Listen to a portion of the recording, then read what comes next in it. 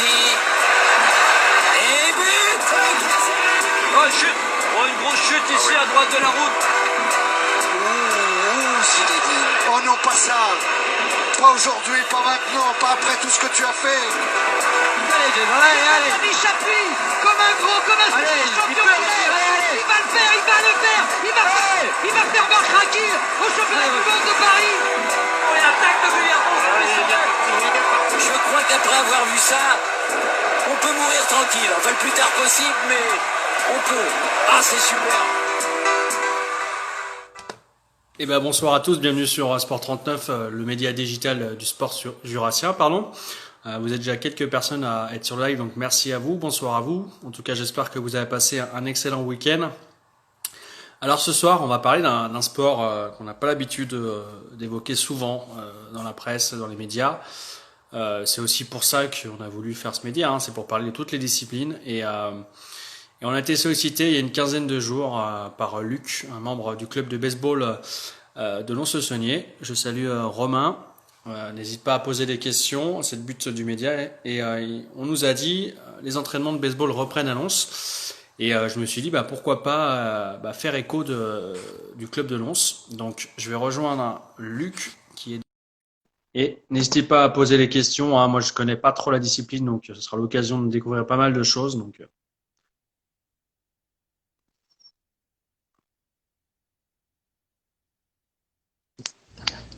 bonsoir. Bonsoir. Donc c'est Luc alors. Oui, tu m'entends bien? Je t'entends très très bien.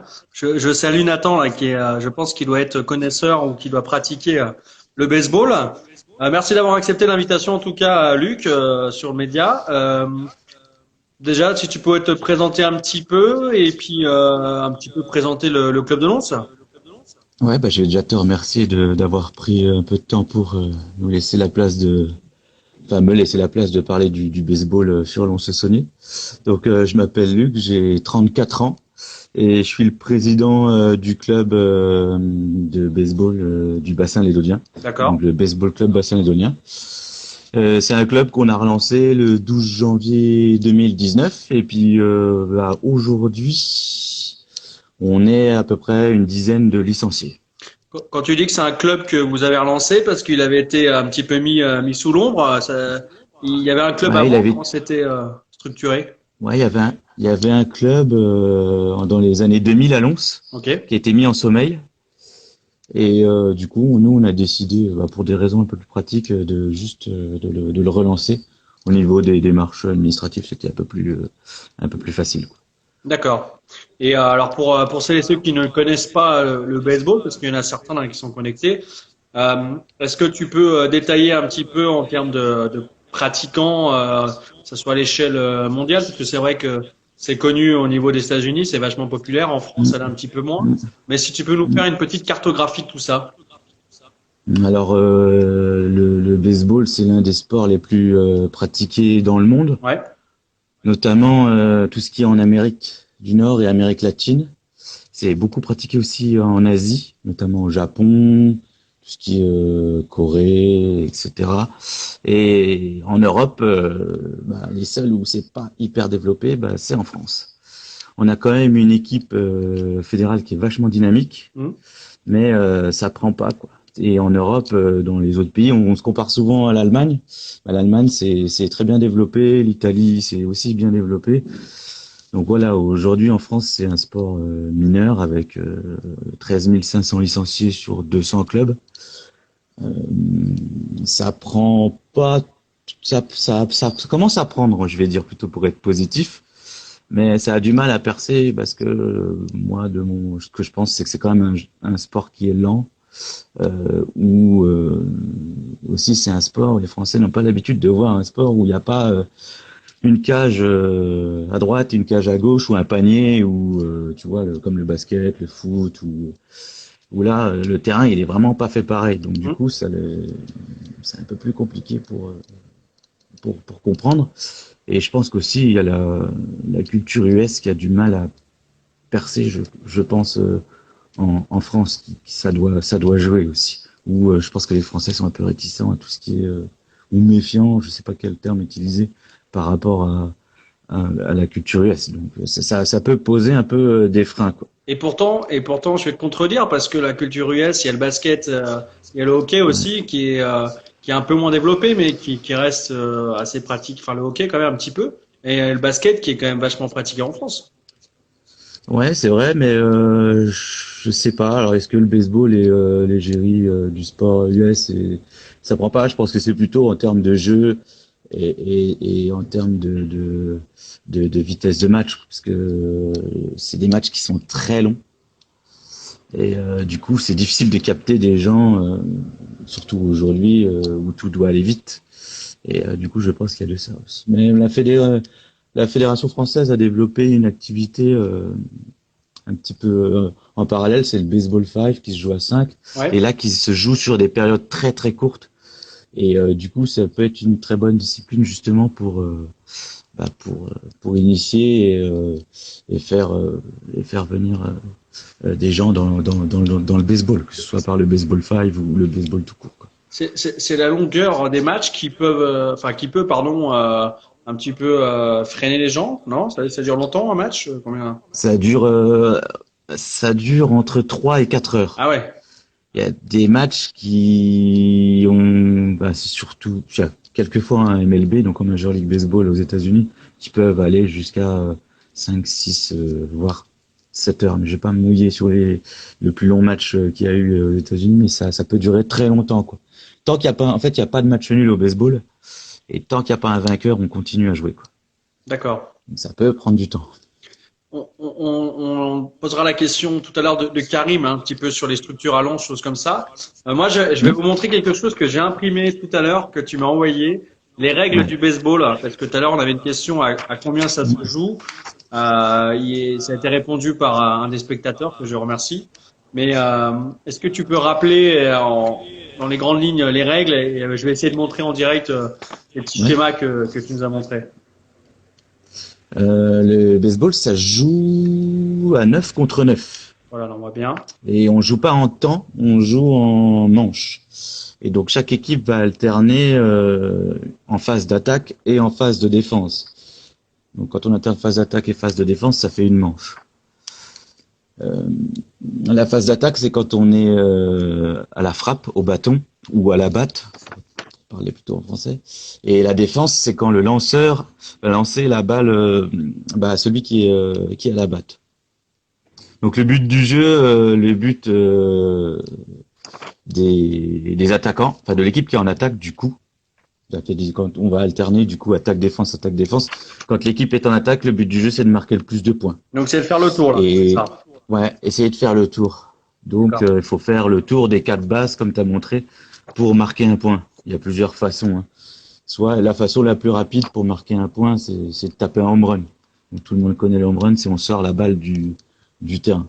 Sinon, on peut y arriver en frappant en frappant des petites balles, mais qui vont pas forcément non plus très loin, mais ça s'appelle des coups sûrs, donc qui permettent d'arriver sur base sans encombre. Et après, on fait le tour base par base, et dès qu'on est revenu au point de départ, on a marqué un point. D'accord. Et du coup, le but de la défense, enfin de l'équipe qui est en défense, ça va être d'éliminer les attaquants. Donc, il faudra en éliminer 3 pour pouvoir après repasser en attaque. Alors, je vais montrer un petit schéma là qui est sur les règles du jeu. C'est la zone de lancer de balle pour le défenseur. Oui. La zone de strike. Voilà, la zone de strike. Est-ce que tu peux parce que c'est pas indiqué, mais peut-être tu dois avoir les dimensions, la hauteur ou choses comme ça, où est-ce que le lanceur doit la... C'est pas indiqué parce qu'en fait, ça dépend de la taille du joueur. En fait, en gros, tu peux prendre au niveau de la poitrine, à la hauteur pour la balle haute, au niveau de la poitrine. Et en bas, ce serait au niveau des genoux, pour avoir l'idée de la hauteur. Et pour la largeur, en fait, c'est ce qui est représenté. Tu as dû le voir, le montrer. C'est le marbre, on appelle ça le marbre. Oui. C'est la petite base qui est en forme de maison. Oui, c'est ça. Oui, on va en montrer le marbre. Voilà, c'est ça. Ouais. En bas, ça te donne ta largeur. Et ta hauteur, c'est la hauteur en fonction de la personne. Donc, une plus grande personne a une plus grande zone de strike parce qu'il est plus grand. Et une plus petite personne aura une plus petite zone de strike parce qu'il est plus petit.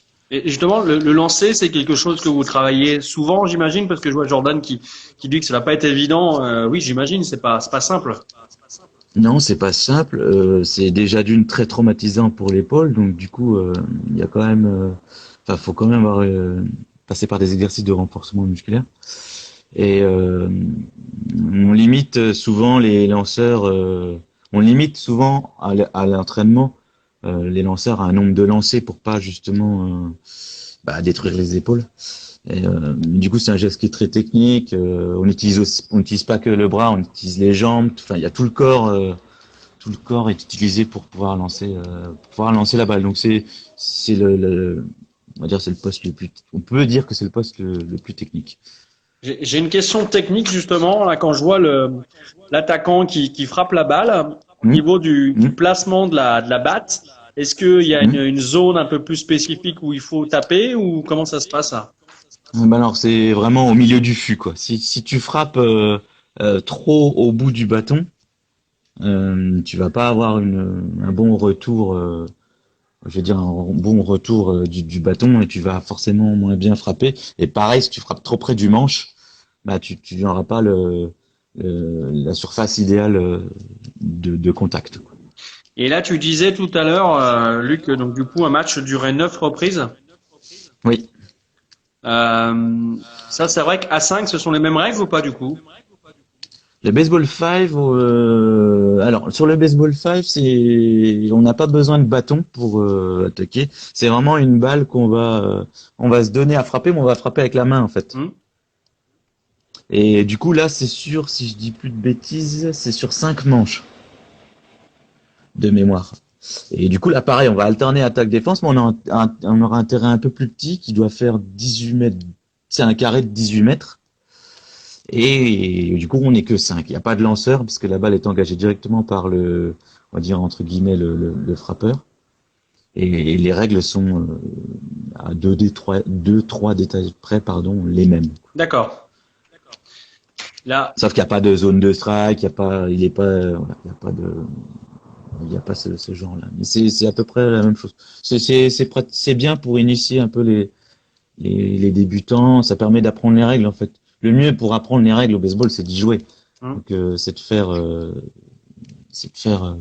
du baseball 5, c'est vraiment très très ludique pour le coup, quoi, parce qu'on se met de côté un peu la technique et on joue. Donc, et comment je dis on met la technique entre guillemets. Je voudrais pas dire qu'il n'y a pas de technique, mais c'est beaucoup plus abordable, on va dire, et beaucoup plus rapide. Et ça coûte combien une batte de baseball? Ça dépend de ce que tu veux comme modèle. Tu peux en avoir à 50 € jusqu'à 200, 300, 400 €. Ça dépend le modèle, ça dépend le matériau, ça dépend de ton niveau, en fait. Donc, ça dépend de comment tu l'utilises, quoi. Quand tu joues au niveau national, tu joues en bois, puis t'as des bâtons de tout tarif, tu peux monter jusqu'à des sommes assez importantes. Mais, voilà, ça dépend de la qualité que tu recherches, ça dépend comment tu veux que ton bâton soit équilibré. Parce qu'il y a plusieurs types de bâtons pour plusieurs types de frappeurs. D'accord. Je vais peut-être pas rentrer dans la technique, mais voilà. Oui, parce que justement, j'allais te demander, est-ce qu'il y a différents types de joueurs? Donc, il y a l'attaquant, le défenseur, mais après, est-ce qu'il y a quelqu'un qui a un rôle un peu plus spécifique ou des capacités peut-être genre à mieux lancer la balle qu'à frapper, choses comme ça? Généralement, le lanceur, il ne fait que lancer en fait. Il est toujours que en défense. On va le laisser de côté. On va faire frapper quelqu'un à sa place. Mais chaque poste sur les 9 joueurs ont leur particularité en fait. Donc tu peux en fonction de la morphologie ou des capacités d'une personne les faire jouer à 1 ou 2 postes. Grand maximum, comme ça dépend de vraiment comment comment va être la personne que tu as en face de toi, de ses capacités, de ce qu'il a déjà fait comme sport, et après c'est l'entraînement qui va faire que tu vas lui donner une spécificité particulière en tant que lanceur ou receveur. Mais après, ça dépend vraiment des joueurs que tu as, enfin des gens que tu as en face de toi. Mais par contre, vu que, enfin, une équipe est composée de 9 joueurs, mais Oui. que 3 attaquants, du coup, il peut y avoir des Non. mouvements ou comment ça se passe? Non, c'est les 9 attaquants, en fait, ils passent. Non, mais je veux De dire, toute façon, les 9 attaquants. vu que les 9 attaquants, comme tu viens de nous le dire, qu'il y en a, qui sont Oui. pas très bons, donc du coup, ils laissent leur place à d'autres. Enfin, ça dédouble. Il y a des gens. Et c'est le seul, comment ça s'appelle, joueur qui peut frapper à la place d'un défenseur, non, le seul défenseur, pardon, qui peut se faire remplacer pour attaquer, c'est le lanceur, justement. Il y a que lui, en fait, c'est pour le préserver, en fait, généralement qu'on fait ça. Donc, il y a 8 alors, du coup, sur les Et phases puis, d'attaque, 8 alors. sur les phases, non, on est 9 parce qu'il y a, 9, il y a pardon, un oui, joueur mais il y en a un désigné, qui en fait fait. 2 fois. On est 9. Il y en a, lui, il fait que l'attaque. En fait, le lanceur, lui, va faire que lanceur et l'attaque. Celui qui prend sa place en attaque va faire que de l'attaque, D'accord. en fait. Mais c'est surtout que le lanceur, en fait, il s'entraîne tellement à lancer, il s'entraîne moins à frapper qu'on va aussi mettre quelqu'un à sa place qui a plus l'habitude de frapper, en fait. D'accord. Ah, c'est... Je sais pas si si t'as bien compris, si j'étais clair. Non, c'était très bien. N'hésitez pas à réagir sur les explications de Luc. Karim, justement, demandait tout à l'heure à Lons. Alors, du coup, vous entraînez où? On s'entraîne à la plaine des Jeux, tu sais, en bas de la descente de Montaigu. Ouais. On s'entraîne sur le terrain de rugby pour le moment. On s'entraîne sur le terrain de rugby. On s'entraîne les samedis matins de 9h30 à midi pour le moment. On réfléchit à essayer de trouver un autre créneau Ouais. pour que ce soit plus pratique pour les gens. Et pour l'instant, on s'entraîne comme ça, quoi. Oui, parce que c'est pas simple de cohabiter avec les autres disciplines aussi de la plaine de jeu. Donc, il y a le foot, mais il y a d'autres. Bah, c'est pas simple de cohabiter, surtout que bon, on est toujours en train c'est surtout la sécurité que je vais mettre en avant, moi, sur les entraînements. Donc, je vais surtout orienter tout ce qui est lancer et frappe, à l'opposé s'il y a les gamins qui jouent au foot, je mets bien sûr tout ça à l'opposé pour pas qu'ils soient atteints par une balle, parce que, en plus, nous, au baseball, en termes de surface, pour te donner une idée, il nous faudrait 2 terrains de foot, l'un à côté de l'autre. D'accord. Donc Oui.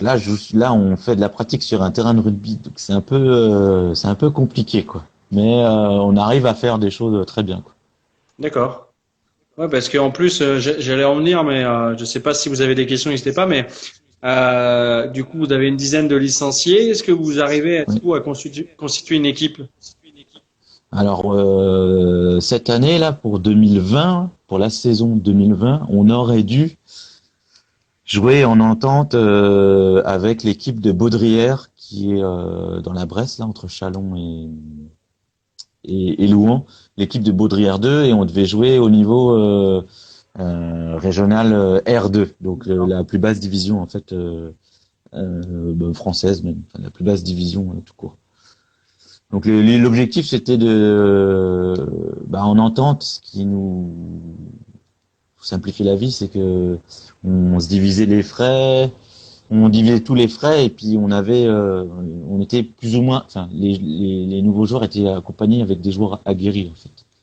Donc et c'est gagnant, enfin surtout pour nous, mais c'est surtout gagnant parce que nous on pouvait jouer et eux pouvaient jouer parce qu'ils avaient aussi besoin de joueurs au cas où, parce que 9 joueurs pour une saison, c'est pas assez, quoi. Il faut être au minimum 15 ou 16. Donc eux, ils étaient un peu justes. Et nous, on aurait dû, parce que ça a été annulé avec le Covid, on aurait dû combler un petit peu les trous.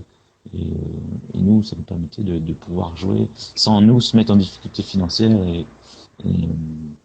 et prendre de l'expérience, quoi. Quand je dis nous, c'est surtout nos débutants, quoi. Je salue Kev là, qui nous a rejoint. Je pense qu'il te connaît, mais du coup, malgré tout, c'est l'entraîneur en fait. C'est lui qui prend les entraînements. D'accord, on le salue et qui n'hésite pas à à réagir si besoin. Du coup, ça a été reporté cette année à cause du Covid, mais est-ce que vous avez quand même cet objectif de reprendre à la rentrée le championnat? Oui. Alors, on a l'objectif. Honnêtement, si en septembre il y a des enfin, il y aura peut-être pas des compétitions, il y aura peut-être plus des matchs amicaux ou des tournois. L'objectif, c'est de revoir avec Baudrière si effectivement on peut pas réintégrer 3-4 joueurs pour avoir reprendre la dynamique qu'on avait voulu relancer, quoi. Pour vraiment garder nos licenciés vraiment mobilisés, parce que ils étaient demandeurs de matchs, et ça devait être normalement un tremplin pour jouer cette saison une vingtaine de matchs là. Donc du coup, si en septembre ça peut se faire, ce serait bien avant d'arriver dans la saison hivernale où on pourra pas jouer, quoi. Parce que le baseball ne se joue pas en hiver. Ouais, d'accord. Et au sein du Jura, vous êtes le seul club de baseball ou il y en a d'autres? Non, il y a le club de Dole, il y a un club à Dole. Ouais. Et pourquoi vous pouvez pas fusionner avec eux, enfin, ou en entente? Parce que ils avaient pas le besoin pour le moment. Enfin, pour en termes de championnat ou en termes d'association. En termes de championnat, ils en avaient pas besoin pour le moment. Et en termes d'association, c'était plus enfin, pour le moment, eux n'étaient pas assez structurés pour nous accueillir. Et implanter localement, c'était l'idéal. Après, c'est vrai que si on vient à se retrouver en difficulté, on ira s'orienter vers Dole, quoi. Mais pour le moment, l'idée, c'était d'essayer de se débrouiller un peu tout seul, quoi. Ouais. Et si Dole un jour a besoin qu'on vienne les aider, on viendra les aider avec plaisir, quoi. Il y a pas de rivalité, il y a rien. Nous, on est là vraiment là. On est tellement une discipline où il y a peu de clubs que avoir des rivalités avec d'autres clubs, c'est juste pas possible, surtout sur la Bourgogne-Franche-Comté, quoi. On est vraiment dans l'entraide, quoi.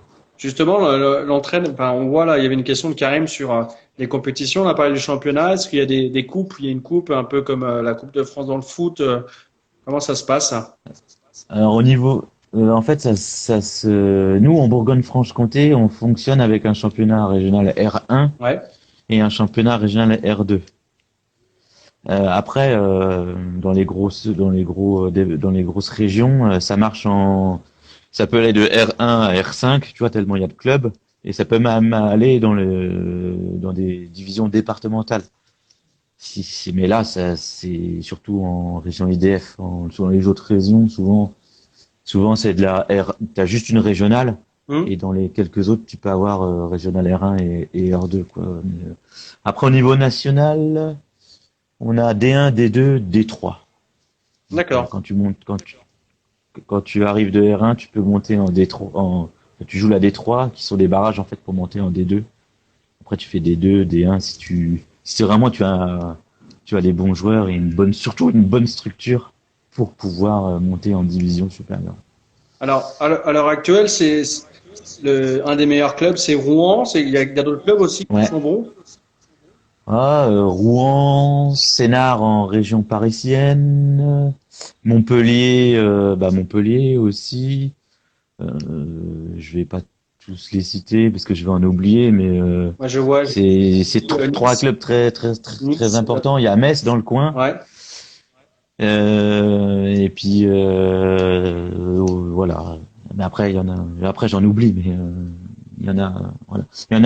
En fait, il y en a 12 en D1 qui sont relativement stables.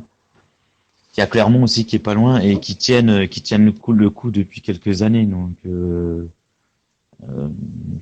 c'est plutôt. On peut aller voir du baseball un peu plus haut niveau, pardon, assez facilement, quoi. Je veux dire, Metz c'est pas si loin que ça, Clermont c'est pas si loin que ça. On peut il aller n'y a voir, pas de Coupe de France ou de choses comme ça, alors, pour répondre non, à la question. par contre, on n'a pas de Coupe de France. Ouais. On n'a pas de Coupe de France. On a un équivalent de ce qui pourrait être la semaine des As au basket. Ouais. Donc ce serait, ça s'appelle le challenge. C'est le challenge de France, pardon. J'ai un trou de mémoire, et qui devait normalement cette année regrouper les 8 meilleures équipes françaises pour s'affronter pour une place en Coupe d'Europe, en fait. D'accord. Ah, donc il y a une Ligue des Champions, c'est une Coupe d'Europe. Ils appellent ça c'est pas une Ligue des Champions, c'est une Coupe d'Europe. D'accord. Mais si tu veux, en fait, ça peut être l'équivalent d'une Ligue des Champions, en fait. Alors il y a une réaction, Luc, là, sur d'un internaute qui dit que c'est un sport, c'est vrai, qui est peu pratiqué. J'évoquerai les chiffres tout à l'heure, hein, mais je pense que c'est un pratiquant. Il dit que c'est hyper intéressant sur de nombreux aspects. Alors s'il peut détailler, ça serait bien. Mais est-ce que toi, quels aspects tu mettrais en avant sur la discipline? Si tu veux, en fait, c'est un sport qui est collectif et individuel à la fois. Donc ça, c'est intéressant parce que c'est pas un seul joueur qui peut faire gagner l'équipe. Et c'est vraiment on gagne ensemble, on perd ensemble. Et c'est un sport de stratégie, très stratégique en fait, où tu dois vraiment connaître par cœur, enfin tu dois connaître au maximum, pas par cœur, toutes les stratégies possibles. Et l'entraîneur va mettre en place un peu ses pions pour gagner. Donc il a besoin que tous les joueurs soient, on va dire, le plus complet possible pour gagner un match. Et c'est un sport collectif parce que en défense on joue collectivement et en attaque on est un peu plus individuel. Mais on a besoin aussi des copains pour marquer les points. Mais quand je te dis individuel, c'est que tu affrontes tout seul. Je vais pas dire que tu affrontes tout seul la défense, mais tu affrontes tout seul le lanceur. Ouais. Donc là, t'es vraiment, t'es pas tout seul, mais c'est un affrontement que tu fais avec lui. Et c'est quoi Ou contre lui, ça dépend. psychologiquement, comment tu perçois justement ce duel? Il y a un vrai combat du regard. Comment ça se passe? Non, nous quand on arrive au bâton, tout ce qu'on veut, c'est claquer la balle quand on est en attaque. Et le lanceur, je peux pas trop me mettre dans la tête d'un lanceur, mais parce que je suis pas lanceur, mais un lanceur, je pense que tout ce qui l'intéresse, lui, c'est de déposer c'est d'empêcher au maximum les frappeurs de frapper et voire même, je pense que c'est de mettre de plus de strikes possible. D'accord. Donc après c'est chacun est dans sa bulle en fait quand on est dans cette partie individuelle. Donc il y a pas trop de jeu de regard en fait. Tu veux, t'es vraiment concentré sur ton objectif, c'est la balle. Pour l'attaquant, ton objectif, c'est toujours regarder la balle. Et le lanceur, lui, c'est vraiment être concentré sur sa zone de strike, sur les consignes de son receveur. C'est vraiment là, quoi. Après, ça se joue plus comme ça. Il y a vraiment. Ouais, vas-y, continue. Non, vas-y, continue. Non, mais quand tu évoques la stratégie, alors moi qui ne connais pas du tout le baseball, il y a quoi de stratégique dans le baseball? Ton ordre à la frappe, il est plus ou moins réglé en fonction des caractéristiques de chaque attaquant en fait. Ton premier frappeur, bon, ça a tendance un petit peu à changer, mais ton premier frappeur, il est rapide, il arrive souvent sur base, il est rapide. Pour te citer un exemple, tes frappeurs 3 et 4, c'est des très gros frappeurs qui te font rentrer les joueurs qui sont allés sur base. Et ton dernier frappeur, c'est un frappeur aussi qui doit aussi courir vite et qui est capable d'aller souvent sur base. Pour te décrire un petit peu un ordre au bâton. Et tu places tes joueurs. Le dernier, non, c'est pas il n'y a pas de meilleur. Ouais. C'est le dernier. Dernier, moi, je l'utilise en tant que frappeur 1 bis. C'est juste pour relancer la machine. Il doit se positionner sur base coûte que coûte, quoi. Et en défense, tu vas aussi placer tes joueurs en fonction de tes caractéristiques, quoi. Ceux qu'on appelle les champs extérieurs, qui sont derrière, tout au fond, qui rattrapent les balles en l'air, ils doivent avoir une bonne lecture de balles en l'air, ils doivent courir vite. C'est très important. Certains avoir beaucoup de bras parce qu'il faut qu'ils ramènent la balle de très loin. Ouais. Et ceux qui sont en champ intérieur, t'as le premier base, il doit avoir pareil une bonne lecture de base, il doit savoir rattraper toutes les balles, être très agile. Et les autres aussi doivent avoir un gros bras pour renvoyer la balle très très fort et très vite, quoi. Ouais, parce que le défenseur, quand la balle part loin, donc tu évoquais 2 terrains de football, imaginons qu'il aille jusqu'au bout du terrain, il récupère, il doit lancer le plus loin possible. C'est quoi la distance en moyenne à laquelle il lance et la vitesse surtout, on se rend pas compte. Alors au niveau des relais sur des vitesses, j'ai pas trop les connaissances des vitesses de relais, mais généralement quand la balle est claquée au fond à à 110, 115, 130 mètres. On prend des intermédiaires. On peut pas relayer directement. Directement, on fait au moins un relais. Après, tout ce qui est lanceur, les lanceurs qui lancent sur les frappeurs, les professionnels, ils peuvent lancer le plus puissant qui a été mesuré. Il doit être autour des 169 km/h. Si je dis pas de bêtises, à quelques kilomètres près. Sinon, au niveau français, je pense qu'on doit être aux alentours de 130. Et au niveau français, et puis au niveau régional, on doit tourner, je pense, entre 100 et 110 pour les meilleurs au régional. Donc pour ceux qui sont meilleurs en régional, ils ont déjà un bon niveau, quoi. Mais la vitesse, ça fait pas tout, hein, pour les lanceurs. Les lanceurs ont aussi des effets, hein. Ils lancent pas que des balles droites fort, quoi. Ils lancent aussi des balles à effet qui tombent, qui bougent un petit peu. Donc tu joues avec les coutures et tu peux faire bouger ta balle de façon différente, quoi.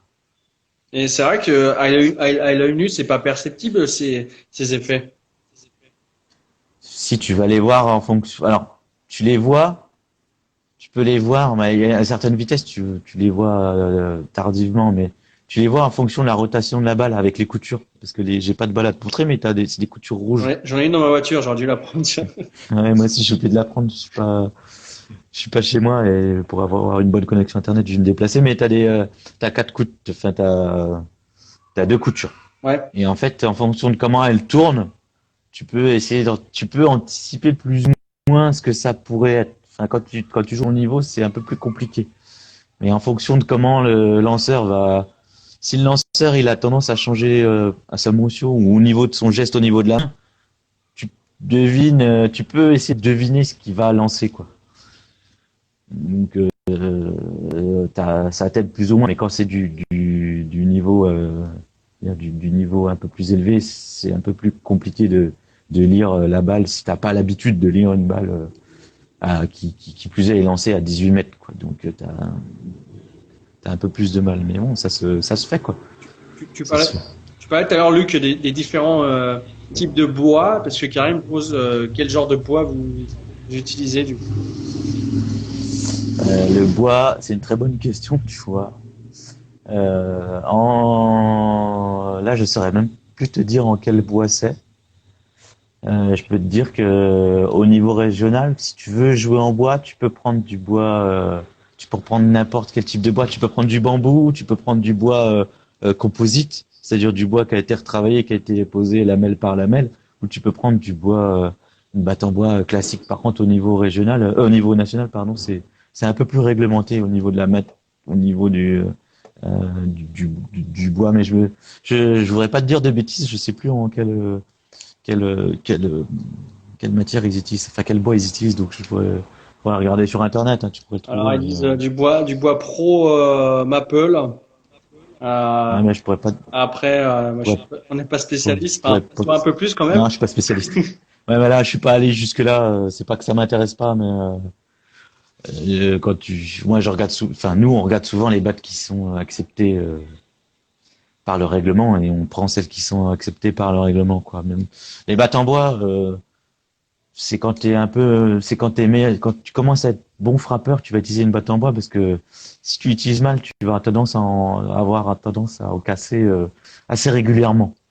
Et des battes à 80 €, bon, tu vas peut-être pas en casser 10 par saison, quoi.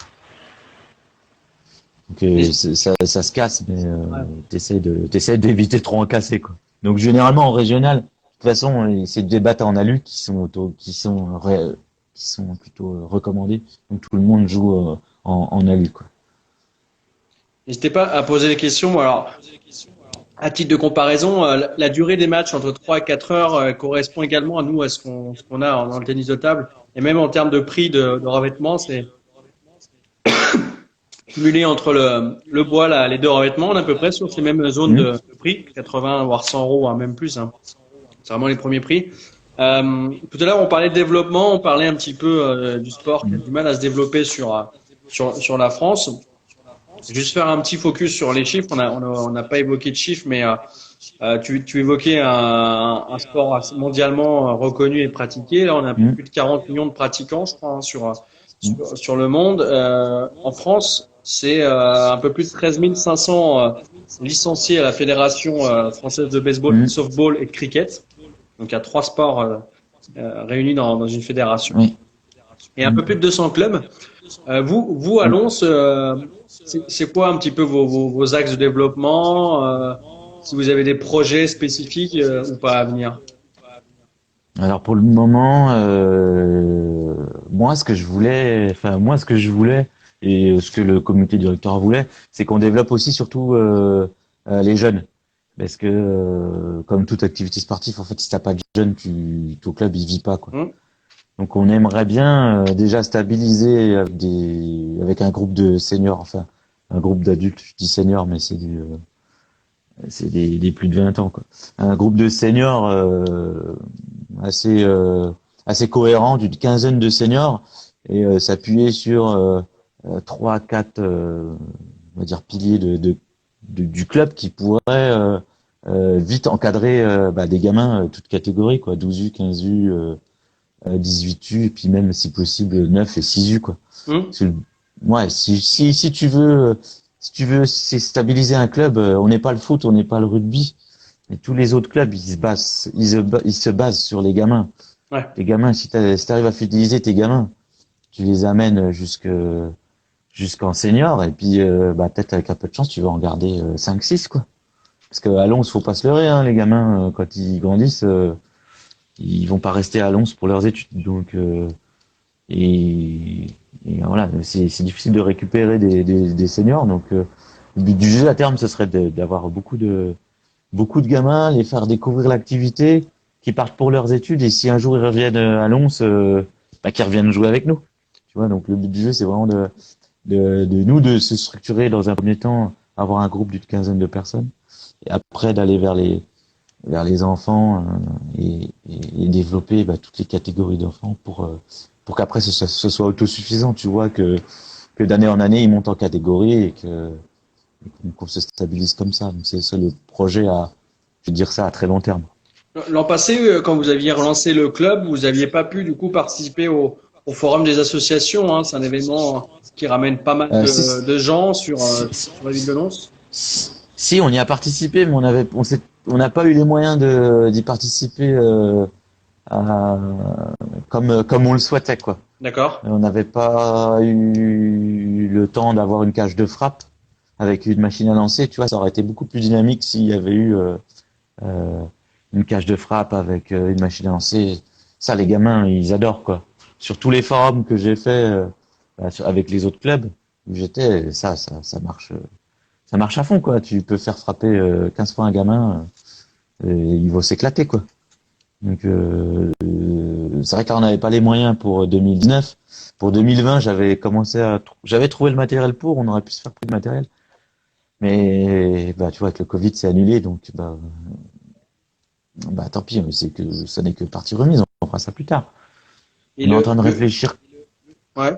On est en train de réfléchir pour savoir comment on pourrait faire une animation avec un protocole clair et défini. Pourquoi pas soit à Lons, soit ailleurs quoi. On avait réfléchi. C'est juste je vais pas dire de nom parce que on y réfléchit déjà entre nous, mais on avait ciblé plusieurs lieux d'activité où c'était possible de le faire. Donc dans Lons, dans les zones dans les zones où par exemple 10-55 ou tu vois ce genre de trucs là, mais tout ça se prépare longtemps à l'avance. On n'a même pas entamé les démarches pour se mettre en contact avec eux. Tu vois, on pensait à faire ce genre de choses, quoi. Moi, j'ai un conseil à te donner, en tout cas, Luc, ça marche bien, c'est sur la place de la Liberté. Antérieurement, on a fait pas mal d'animations avec mon ancien club de tennis de table sur la place de la Liberté, et c'est vrai que ce sont des activités où fin d'été où il y a possibilité de faire découvrir la discipline. Voilà, mais bon, là, tu vois, c'est compliqué pour le moment de programmer des animations. Surtout si la mairie a annulé comment ça s'appelle, la rentrée des assos, je me vois mal arriver un petit peu la fleur au fusil comme ça. Donc faut qu'on se prépare à l'avance, hein. Il y a plusieurs idées.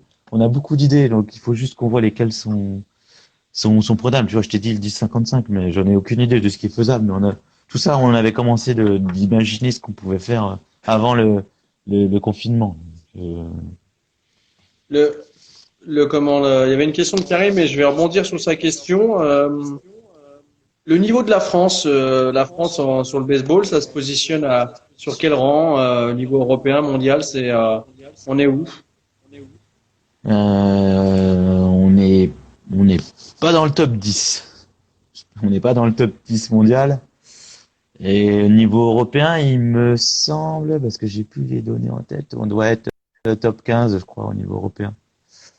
Normalement, cette année, c'était les qualifications pour la World Baseball Classic, donc la Coupe du Monde en fait. Ouais. Et on devait, l'équipe de France devait participer, un petit peu comme tous les ans, à un tournoi de préqualification en fait. Ok. Pour la Coupe du Monde, et ils avaient quand même mis en place un joli staff avec des joueurs binationaux, qui avait une équipe qui avait le potentiel d'entrevoir, si tu veux, la Coupe du Monde. Tu vois. Ça a pas pu, ça s'est annulé au dernier moment, mais je pense que cette équipe avec les binationaux pouvait aller faire quelque chose, quoi. Alors, au niveau du développement, je sais pas si c'était quelque chose d'intéressant, mais au niveau de l'image, ça pouvait ramener quelque chose de très intéressant, quoi. Simplement au niveau de l'image. Ouais. Donc ça s'est pas fait. Maintenant, au niveau mondial, je crois pas qu'on soit plus haut J'ai les chiffres. Que le top 20. Faudrait voir le chiffre. Il me semble qu'on doit être dans les 50 premiers, mais c'est de mémoire. Non, je vais vous donner l'info en live, hein, bien sûr. Il faut savoir que l'équipe numéro 1 mondiale en mars 2020, donc le classement est arrêté à ce moment-là, c'est le Japon. Le Japon qui est devant les États-Unis et devant la Corée du Sud. C'est ce que tu évoquais d'ailleurs avec ce développement assez accru du côté de l'Asie. Je salue et je félicite Nathan pour ces 2 titres de champion de France, enfin 2 fois au championnat de France, sa participation. Et c'est vrai que le premier club européen, il se situe au 9e rang, c'est la Hollande. Oui, parce que eux, ils ont participé, il me semble, avec succès il y a 2 Coupes du Monde. Ouais. Je vais pas te dire de bêtises, mais ils en ont gagné une des 2. Et ils sont très bien classés. Ouais. Et la France, alors pour répondre peut-être aux questions et pour t'informer, la France est au 25e rang mondial. Ouais, je savais plus exactement, tu vois, je pouvais pas te dire de bêtises. On était autour des 25, 26. Et pour comparer, parce que c'est vrai que c'est important aussi de parler du baseball féminin, parce que en plus, quand c'est un sport qui est pas médiatisé et en plus si on parle pas des filles, c'est bien de mettre en avant aussi la pratique féminine. Le Japon reste en tête sur la pratique mondiale chez les filles. Ils sont suivis par les Canadiennes. Ça, c'est comme tu disais, Amérique du Nord. Et les Françaises sont au 18e rang, donc un peu meilleurs que leurs homologues masculins. Voilà, c'est à peu près. Les féminines. L'équipe s'est montée il y a 2 ans et les féminines ont gagné la Coupe d'Europe. D'accord. L'année dernière, 2010, l'année dernière. Et ont gagné le droit de participer à la Coupe du Monde. Ça, c'est bien aussi pour notre sport. Ça montre que quand on se donne les moyens, on arrive à faire des choses qui sont très bien, et le travail de la Fédé qui a été fait depuis plusieurs années se concrétise aussi dans les résultats, quoi. Mais ce qui est le plus intéressant, c'est le nombre de pratiquants, mais les résultats aussi dans la filière haut niveau et aussi à souligner. Mais voilà, on voit que le travail paye et sur tous les secteurs, et on peut que s'en féliciter, même si les chiffres sont pas à la hauteur du foot, mais on peut se féliciter d'avoir une fédération qui est quand même dynamique et qui obtient des résultats, quoi. J'ai une question, moi, Luc, sur est-ce que le baseball est un sport olympique ou va l'être? Je sais plus si c'était dans les clous. Il est olympique parce que il a été olympique, tu sais, puis il a été passé en liste secondaire. Là, je connaissais bien le sujet, mais là, je l'ai oublié. Ouais. Et là, il revient parce qu'on va être aux États-Unis en 2000. Alors, c'était cette année, c'était au Japon normalement cette année. Oui, Tokyo, ouais. Donc il était dans le programme.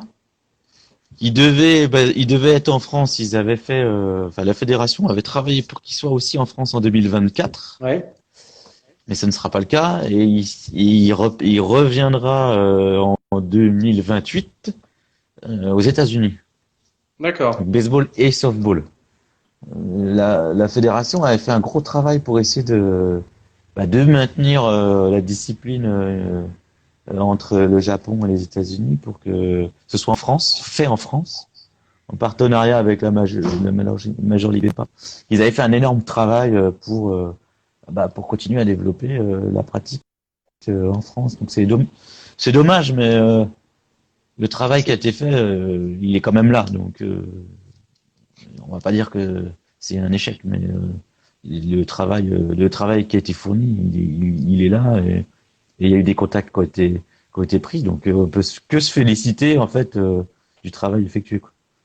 C'est vrai que j'aurais bien aimé moi pouvoir aller voir des matchs en France pour les JO, mais écoute, normalement en 2020.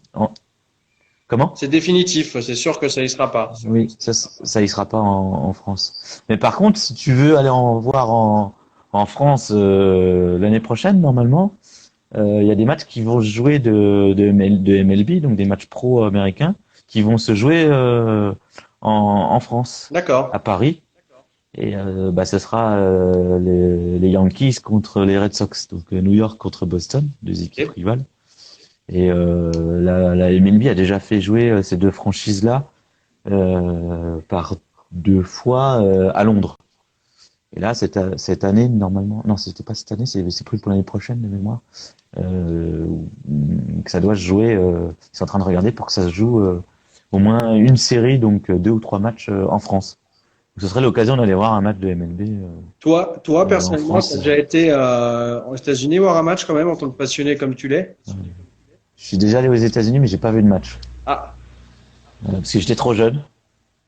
Et donc, j'étais pas encore passionné par ça. Mais écoute, si j'en ai la possibilité, ouais, je pense que j'irai prendre un billet et puis aller voir un match, ne serait-ce qu'une heure ou deux, hein, peut-être pas tout le match. Parce que même moi qui suis pratiquant, regarder un match de 3-4 heures, je t'avoue. En fait, je t'avoue que je tiens pas le coup, quoi. Il faut pratiquer la discipline. Quand on est dedans, ça passe, mais quand on est spectateur, c'est long. Moi, tennis de table, c'est pareil. 4 heures de tennis de table, c'est long à regarder. C'est long. Hein. C'est pas une belle image que je vais donner du sport, mais c'est vrai que c'est long, quoi. Et c'est mieux de regarder. C'est vrai qu'il vaudrait mieux regarder les condensés de game où t'as 3/4 d'heure du match, mais là t'as le résumé. Donc là, oui, ça va être vachement plus accrocheur parce que ça va plus vite. Après, si t'es un vrai passionné, un vrai de vrai, que t'as envie d'aller voir un match de 3 heures, bah fonce. Hein. Ouais.